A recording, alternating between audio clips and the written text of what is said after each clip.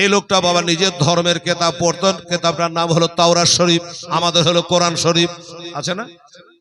খ্রিস্টানদের হলো ইনজিল শরীফ, আমাদের হলো কোরআন শরীফ। ওই লোকটা বাবা নিজের ধর্মের কিতাবটা খুলে পড়তো। এবার একদিন পড়তে পড়তে আমার মায়ের আরে একটু ধ্যান দিবেন মা, এবার যেমনি বাবা তাদের ধর্মের কিতাব গানা খুলেছে, ওই কিতাবের ভিতরে দেখছেন বাবা আমাদের নবী মুস্তাফা সাল্লাল্লাহু আলাইহি সাল্লামের নাম, ওই মুহাম্মাদের নাম জানো 4 জায়গায় লেখা, 4 জায়গাতে আমাদের নবীর নাম লেখা। তো লোকটার মনে রাগ হলো, বারে আমাদের মুসা নবীর উপরে বইটা নাজিল হয়েছে কিতাবটা, তো এটা মুসা নবীর নাম লেখা থাকবে, এই মুহাম্মদ নামটা কার? সাল্লাল্লাহু আলাইহি সাল্লাম। মনে রাগ হয়ে গেল। এই আমার মা বোনেরা, আচ্ছা কোরআন পড়তে পড়তে ভালো না লাগলে কি খানিকটা জায়গায় ছিঁড়ে ফেলতে পারবেন? পারবেন না বাবা। ওই বদমাশটা নিজের ধর্মের কিতাব বাবা খুলে দেখছে আমার নবীজির নাম লেখা, 4 জায়গাতে লেখা মুহাম্মদ সাল্লাল্লাহু আলাইহি সাল্লাম। ওই 4 জায়গা থেকে বাবা কাইটে ছাইটে তুলে ফেলে দিল, যে না এ নাম আমি রাখতে দেব না। আমার আল্লাহ বলে তুই কত কমাবি কম, আমি খালি বাড়িয়ে দিব। পরের সপ্তাহে আবার দেখছে ওই কিতাবটা খুলেছে, এবার যেমনি খুলেছে বাবা এবার দেখছে 4 জায়গাতে কমিয়েছিল, কেটে উঠিয়ে দিয়েছিল, ওইটা এবার 8 জায়গাতে লেখা, 8 জায়গায় লেখা। এই তো আশ্চর্য যে 4 জায়গা থেকে তুলে দিতে ফের 8 জায়গায় লেখা। রাগের চোটে আবার চাকু দিয়ে কেটে 8 জায়গা থেকে তুলে ফেললো আমাদের নবীর নাম থেকে। পরের সপ্তাহ আবার খুলেছে, খুলে দেখছে এবার 12 জায়গায় লেখা। এই চিন্তায় পড়ে গেল যে না আর এবার কাটা ছাটা করবো না। কারো 4 ছিল, 8 হলো, 8 থেকে 12 হলো, এবার যদি 12 থেকে 16 হবে, 20 হবে, হ্যাঁ, আর এই কিতাবটা শেষ হয়ে যাবে, এর নামটা শুধু পাওয়া যাবে। আমার মনে চিন্তা হয়ে গেল এর নামটা কার আমাকে জানা লাগবে, আর কাটা ছাটা করবো না। কিতাবটাকে টাকের ওপর রেখে দিয়ে বাবা এবার বাইরে চলে আসলো। বাইরে একটা জিগরি দোস্তের সঙ্গে দেখা, একটা ভালো মানুষ বন্ধুর সঙ্গে দেখা। তোমার দুঃখ কষ্ট হলে বন্ধুদের কাছে একটু যুক্তিবিদ্যা যে কি করবো ভাই, কোন ডাক্তার দেখাবো, কি করব না করব, এরকম পরামর্শ লয়। ছেলেটা বলল, ও ভাই, ও দাদা, ও বন্ধু, আমাকে একটা পরামর্শ দাও, মন মেজাজ আমার ঠিক নাই। বলে কেন, কি হয়েছে? বলে আমরা হলো মুসা নবীকে মাননে বলা, আমাদের কিতাব হলো তাওরাত শরীফ, ওই কিতাবের ভিতরে একটা নাম লেখা দেখলাম, নাম হলো মুহাম্মদ সাল্লাল্লাহু আলাইহি ওয়াসাল্লাম। এই মুহাম্মদ নাম দেখা 4 জায়গাতে। তো ভাই আমার খুব রাগ হয়ে গেল, আমি 4 জায়গা থেকে তুললাম তো 8 জায়গায় হয়ে গেল, 8 জায়গা থেকে তুললাম তো 12 জায়গায় হয়ে গেল। তো আর আমি ভয়ে লাড়িনি ভাই, তাই তোকে বলছি যে এর নামটা কার, তোর কি জানা আছে? যাকে জিজ্ঞাসা করছে, ই হলো নবীর পাকা দুশমন ইহুদিরা, এই যে চলছে না ইসরায়েল আর ফিলিস্তিন। তো বাবারা ভাইরা আমার দোস্তরা এবার বলল, এর নামটা মিম হে মিমদাল মোহাম্মদ সাল্লাল্লাহু, এটা কে, এর বাড়ি কোথায়, এর বাবার নাম কি, মায়ের নাম কি? আমার ইতিহাস পড়া আছে, এর জন্ম হলো মক্কাতে, আর উনি আছেন এখনো বর্তমানে মদিনা শরীফে।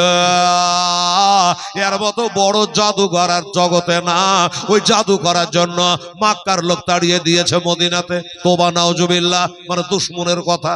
ওরে বর্তমানে উনি মদিনায় আছে, উনি বলছে আমি শেষ জামানার নবী, ইন্নাদ্দীনা ইনদাল্লাহিল ইসলাম, ইসলাম ধর্ম মহান ধর্ম, আল্লাহর পছন্দনীয় ধর্ম, ওই ধর্মতে সেই প্রচার করে। সে বলছে আমি আখেরি নবী। তো শোন, জাহাবার হয়ে গেছে, তুই যেন কোনো সময়ের জন্য এরকম চিন্তা ভাবনা করবি না যে আমি ওনার সঙ্গে ডাইরেক্ট দেখা করব। পাকা জাদুঘর দেখলি তুই আর জাদুর ভিলকিতে পড়ে যাবি, বা দাদা ধর্ম ভুলে যাবি, খবরদার যাস না। লোকটা বললো ঠিক আছে, তোর বলা কর্তব্য, তুই বললে হাট বাড়ি দেখছি আমি। এবার লোকটা চিন্তা করলো, না যে যাই বলুক আমি কারো কথা শুনবো না, যে না কমাইলে কমে না বাড়িয়ে যায়, এই লোকটা কি জাদুঘর হয়? এটা ভাববার বিষয়ে বলেন। তো এ বললো যে না যে যাই বলুক আমি কিন্তু যাবো এবার মদিনা। বলছে কে কে যাবে চলো তোমরা সোনার মদিনা, একবার জোরে বলে সুবহানাল্লাহ। ওরে কে কে যাবে চলো তোমরা সোনার মদিনা, যাবে যাবো মদিনা, যাবো মদিনা, তোমরা বাধা দিও না। খোদা তাআলা আদমকে সৃষ্টি করিল, দলে দলে ফারেশতারা সেজদা করিল, সেজদা করিল। ওরে সবে ফেরেশতা সেজদা করিল, ইবলিস করিল না, আমি যাব মদিনা, বাধা দিও না, আমি যাব মদিনা। খোদা তাআলা আদমকে সৃষ্টি করিল, আরে গুজরাটের মানুষে ভাইরে হলো, গুজরাটের মাটিতে ভাইরে এলো জাল জ্বালা, খোদাকে মানেনি তারা করিল হেলা, করিল হেলা। ওরে কাফের গণের হিংসা হলো, মসজিদ হইল না, আমি যাব মদিনা, যাব মদিনা। চলো কে কে যাবে, চলো তোমরা সোনার মদিনা, আমি যাব মদিনা, যাব মদিনা। খোদা তাআলা ডেকে বলে দয়ার নবীকে, খোদা তাআলা ডেকে বলে দয়ার নবীকে, চলে আসেন দয়ার নবী সোনার মদিনাতে, সোনার মদিনাতে। আল্লাহকে স্মরণ করে নিয়ে বাবা যে গোটা মুলকের শামের লোক যদি আমাকে বাধা দেয়, কেউ থামতে পারবে না। যে নাম কমাইলে কমে না, মিটাইলে মিটে না, এই মানুষটাই কেমন খোদা গো, আমার কপালে চোখ দিয়ে সেই নবীকে একবার তুমি দেখিয়ে দিও। হাজার হাজার লোকের বাধাকে এড়িয়ে ঘোড়ায় চড়ল বাবা, বহু দূরের রাস্তা, চলে যায় চলে যায় চলে যায়। বাবা গো মদিনা এসে পৌঁছালেন। 15 দিন 15 রাত ঘোড়ায় চড়ে চলছে নবীকে দেখার জন্য। আসার পরে প্রথম নাম্বার এসে বাবা মদিনার সারহাদে যখন পৌঁছালো, একটা সাহাবীর সঙ্গে দেখা হয়ে গেল বাবা। ওই সাহাবীটার নাম কি আপনাকে বলে দিচ্ছি বাবা। ওই সাহাবীটা দেখতে এত সুন্দর ছিল বাবা রে, যার নাম হযরত সালমান ফারসি রাদিয়াল্লাহু তাআলা আনহু।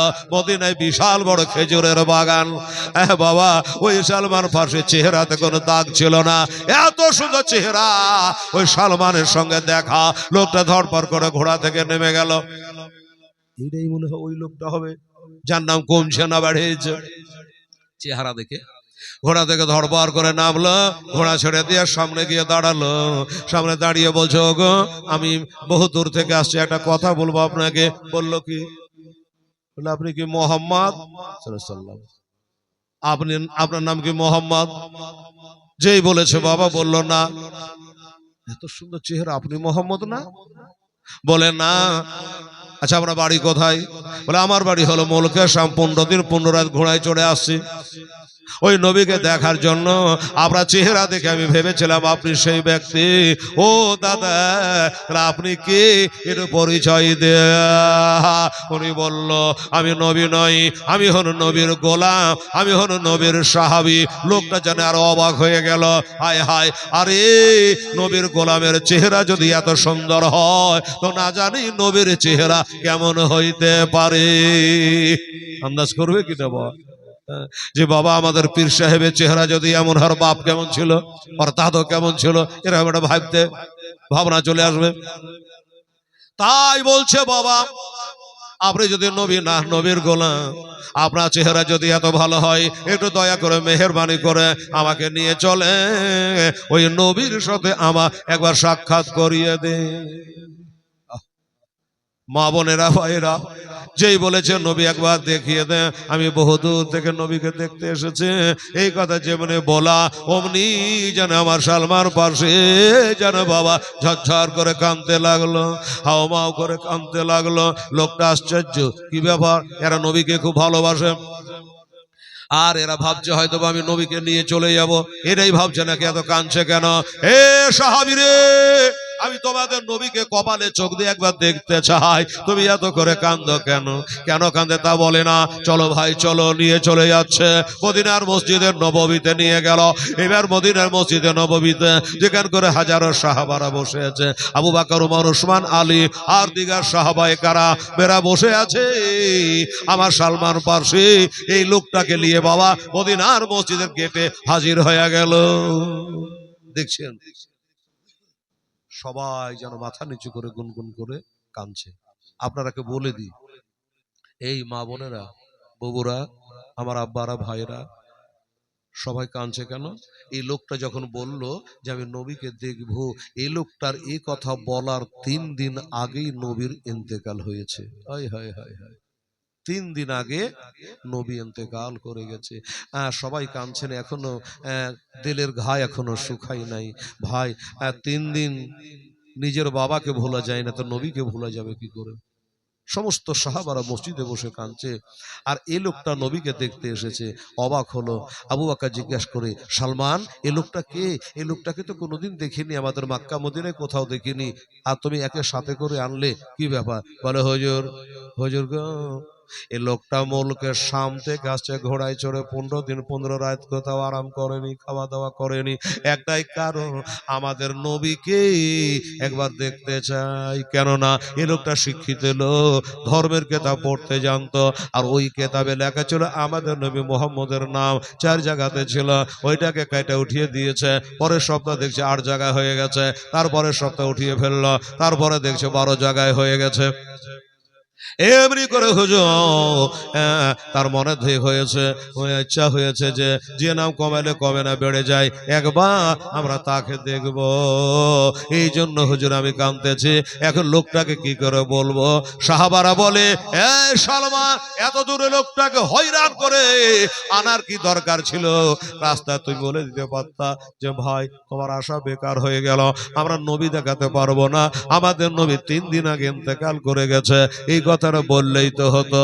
সালমান বলছে, হুজুর আপনারা হলেন আউয়ালুল মুসলিমিন, আফদালুল মুসলিমিন, সর্বশ্রেষ্ঠ মুসলমান, আপনি হচ্ছে সর্বপ্রথম মুসলমান। হুজুর গো, আপনি সিদ্দিকের টাইটেল পেয়েছেন হুজুর, আপনি মিরাজের রাতের সাথী গো হুজুর, হিজরাতের রাতের সাথী গো হুজুর, আপনি আপনার মুখ দিয়ে কথাগুলো বেশি মানাবে, আপনি ভালো করে বুঝিয়ে বলতে পারবেন, এই কারণে হুজুর আমরা বলি নাই। এটা আপনি বুঝিয়ে বলে দেন হুজুর যে আমাদের নবী নাই, ইন্তেকাল করে গেছে। ও বাবা, আবু বকর বলে, তুমি বড় জ্ঞানী মানুষ, এই কারণে তুমি রাস্তাতে লোকটাকে বলো নাই, কে জানি বলবো, আর লোকটা যদি হঠাৎ করে হার্ট অ্যাটাক হয়ে যায়, হাই রে হাই, 15 দিন 15 রাত কষ্ট করে আসলাম, অথচ সেই নবীকে দেখতে পেলাম না, অমনি হার্ট অ্যাটাক করে লোকটা মারা যেতে পারে। হুজুর গো, এই জন্য আমরা বলি না, আরে হায় না আবিজি এন্তেকালে কান্দালে সকলে রে মায়া, কান্দালে সকলে, ওরে সাহাবারা কে দে সকলে, মুখ ভাসাইলু চোখের জলে, আমার নবীর ইন্তেকালে কোথায় ছেড়ে গেলেন গো নবী, এ দুনিয়ার মায়া জালে রে আমার, দুনিয়া মায়া জালে হয় না বিজিয়া ইন্তেকালে কান্দালে সকলে রে আমার, কান্দালে সকলে। হযরত বেলাল কেন্দে কেন্দে জানে নবীর পদ তলে রে আমার, নবীর পদ তলে কোথায় ছেড়ে গেলেন গো নবী, এ দুনিয়ার মায়া জালে রে আমার, দুনিয়া মায়া জালে। হাসান হোসেন কেন্দে কেন্দে জানে নানা রনে কোটে রে আমার, এই নানা রনে কোটে কোথায় ছেড়ে আজ গেলেন গো নানা, এ দুনিয়া মায়া জালে রে আমার, এ দুনিয়া মায়া জালে। ওরে মা ফাতেমা কেন্দে কেন্দে কাপড় ভেজায় চোখের জলে, তার বাবার ইন্তেকালে কোথায় ছেড়ে গেল গেলেন গো আব্বা, এ দুনিয়ার মায়া জালে রে আমার, দুনিয়া মায়া জালে। 6 মাস পরে ওই মা ফাতেমা তার বাবার সঙ্গে গিয়ে রে মেলে, আমার নবী ইন্তেকালে হয় না, আবিজি ইন্তেকালে কাঁদালে সকলে রে আমার, কাঁদালে সকলে। আল্লাহুম্মা সাল্লি আলা সাইয়্যিদিনা মাওলানা মুহাম্মাদ ওয়া আলা মাওলানা মুহাম্মদ সাল্লাল্লাহু আলাইহি সাল্লাম। বাবা আমার আবু বকর বলে, ভাই শোনো, তুমি বহু দূর থেকে বুক ভরা আশালি আমার নবীকে দেখতে এসেছো ভাই, কিন্তু ভাই রে আমরা সবাই কাঁদছি কেন জানো? তুমি যে নবীকে দেখার জন্য এসেছো, একটু দেরি হয়ে গেছে ভাই তোমার আসতে। আর 3টা দিন যদি তুমি আগে আসতা তাহলে হয়তো জানাজায় শামিল হতে পারতা, একবার দেখতে পারতা, সালাম করতে পারতা। কেন কি হয়েছে? বলে ওই দেখো গো আমার নবী ইন্তেকাল করে গেছে, ইন্তেকাল করে গেছে। যেই বলেছে বাবা লোকটা যেন অজ্ঞান হয়ে গেল। হায় রে আমার কপাল, আমি কত আশা করে কত কষ্ট করে ওই মুলকের সামনে থেকে আসলাম, আমার কপালে চোখ দিয়ে নবীকে একবার দেখবো, কিন্তু 3টা দিনের লেগে জীবনের মতো নবী হারাইল, আবার দেখা হইল না।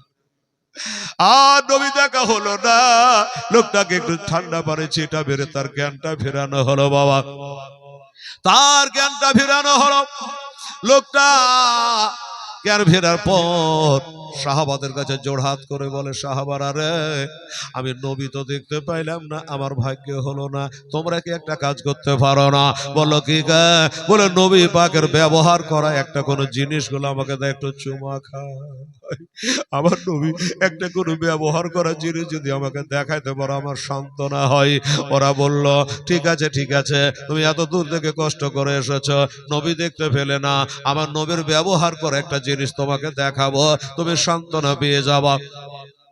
কি করবে বাবা? আল্লাহর ওলি হযরতে আলী রাদিয়াল্লাহু তাআলা আনহু, আমার শেরে খোদা মুশকিল কুশা হায়দারে কাররার ফাতিহে খাইবার হযরতে আলী রাদিয়াল্লাহু তাআলা আনহু বলতেছে, কি বলে? আলী বলছেন, ও সালমান রে, এক কাম করো, আমার বাড়ি তুমি একটু তাড়াতাড়ি করে চা। এ বেচারা এখানে বসতেছে, আমরা মদিনার মসজিদে নববীতে বসতেছি, ফাতেমার বাড়ি খুব একটা দূরে ছিল না বাবা, আমরা দেখে আসলাম।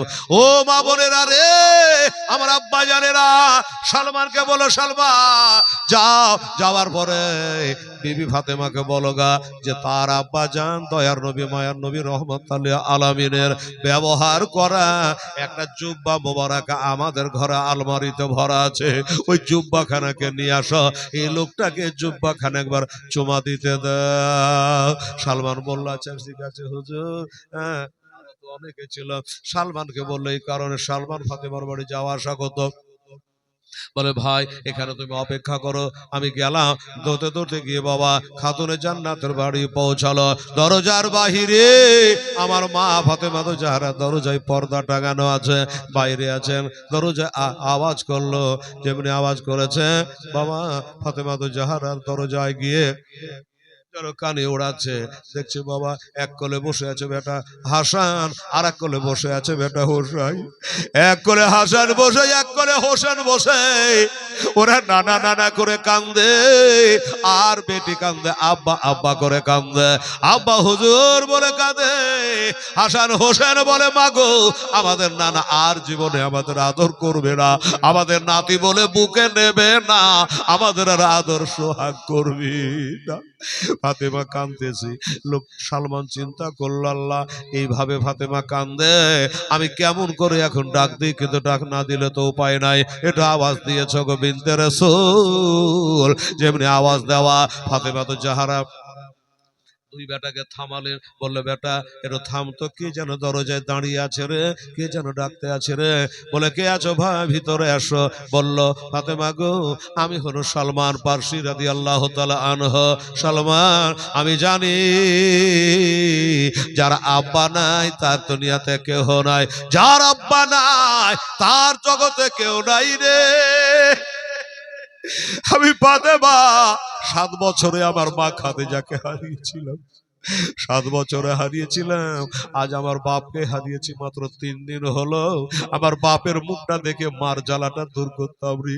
আর আমার যে আব্বা একটা দিন আমাকে না দেখলে থাকতে পারতো না রে। আর 3 দিন ধরে আমাকে ফাতেমা বলে ডাকে না, আমাকে মা বলে ডাকে না। সালমান রে, আমার আব্বা যা আমার মায়া ত্যাগ করে, হাসান হোসেনের মায়া ত্যাগ করে দিয়া উনি চলে গেছে। তাই ভাবছিলাম যে আমাকে ডাকার আর কে আছে। আচ্ছা সালমান বলো কি জন্য এসেছ? বলে শোনো, বলকের সাম থেকে একটা লোক এসেছে তোমার বাবার সঙ্গে সালাম করার জন্য, কালাম করার জন্য, দেখবার জন্য। কিন্তু ফাতেমা গো, লোকটা হয়তো জানে না, যদি জানতো তাইলে হয়তো আসতো না। তার বাবা, তোমার বাবার ইন্তেকাল হয়ে গেছে, এই লোকটা হয়তো জানে না। তাই লোকটা এসে বারবার খালি ভিমি লেগে যাচ্ছে, দাঁতি লেগে যাচ্ছে, অজ্ঞান হয়ে যাচ্ছে। ঠান্ডা পানি দিয়ে তার জ্ঞানটা ফেরানো হচ্ছে। ওগো ফাতেমা, লোকটা জ্ঞান ফেরার পর একটা দাবি করেছি, আমি নবী দেখতে পাইলাম না। যখন নবী দেখতে পাইলাম না, তো নবীর ব্যবহার করা করে একটা জিনিস আমাকে দেখাও, ওইটাতে আমি একবার চুমা দিয়ে দেব।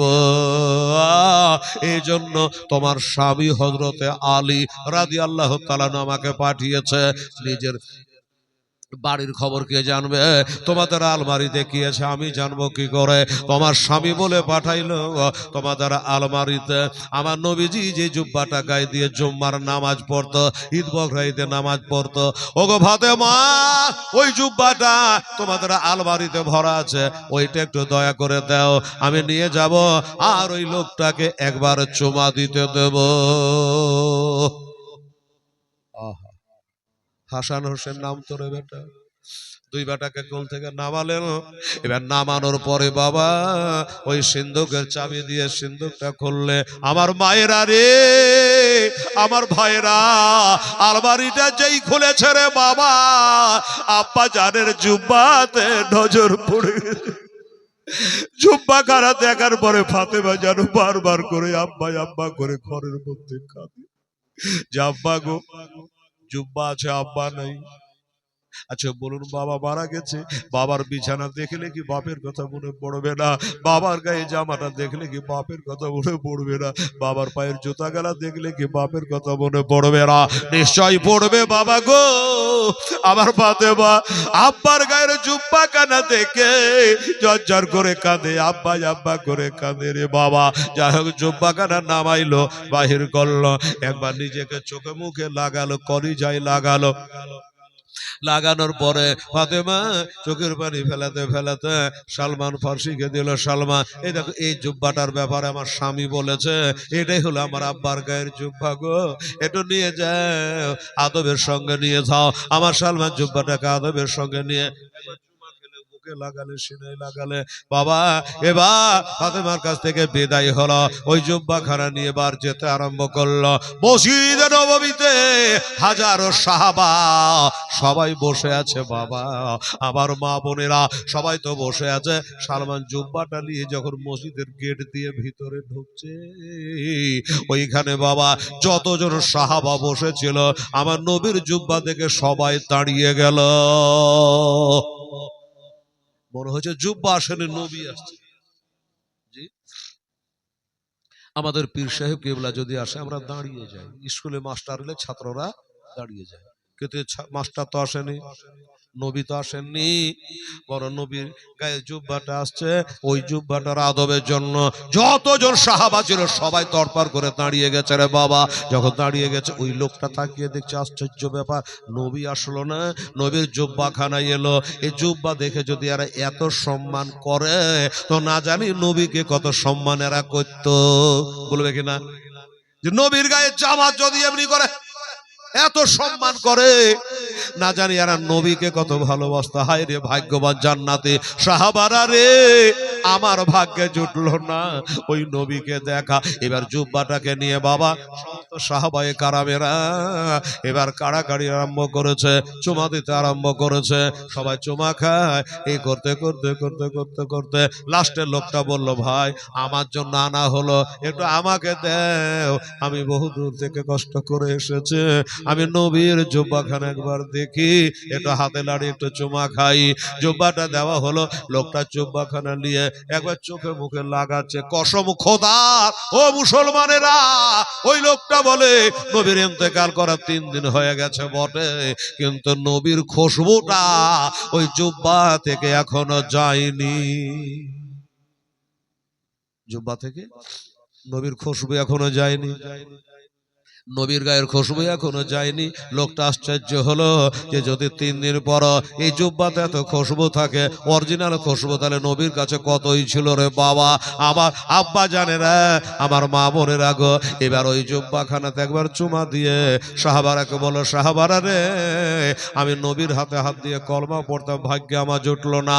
তোমরা বড় জান্নাতের সাহাবী, যার ইমানের চোখে নবীকে দেখে তারা হয় সাহাবী, আর যারা সাহাবীকে দেখে তারা হয় তাবি, আর তাবিকে যারা দেখে তারা হয় তাবে তাবেঈর। বেরাদার, উনি বলল, ভাই নবীর সাহাবারা, আমি নবীকে দেখতে পেলাম না ঠিক আছে, কিন্তু তোমরাকে তো দেখতে পেলাম, তোমরা নবীর সাহাবী, কাজে আমি তোমাদের কাছে একটু মুসলমান হতে চাই, এরা তোমাদের কাছে কালেমা পড়তে চায়, আমার নবীর জুব্বা মোবারকায় চুমা দিতে চায়।